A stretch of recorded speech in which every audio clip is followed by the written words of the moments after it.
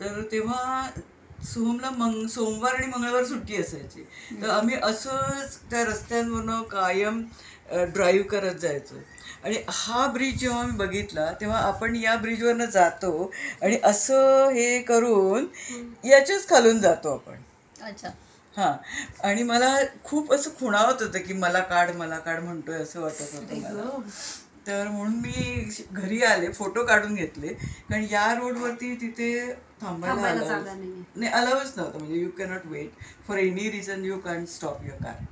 त्यामुळे ते सारखं आम्ही या रोडनी जायचो आणि सारखे मी फोटो काढायचे. आणि जेव्हा मला बेस्ट अँगल मिळाला तेव्हा मग मी ह्याचं स्केच केलं घरी येऊन. सुंदर. हे सगळं मेटल, हे पूर्ण मेटल आहे, ब्लॅक मेटल आहे आणि त्याला ब्राऊन असं मध्ये मध्ये कलर आहे.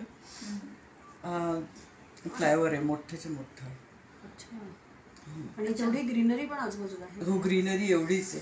आणि इथे सतत पाऊस असतो या एरियामध्ये, त्याच्यामुळे ते रिफ्लेक्शन जरा चकचकीत दिसतो. हे कुठलं आहे? हे सरांच्या क्लासमध्ये केलेलं आहे, वर्कशॉपमध्ये रादर. हे जे व्हिएतनामचं जी टेम्पल्स आहे ना, अंकोर वाट, ते हां, तर हे तिथलं पेंटिंग आहे.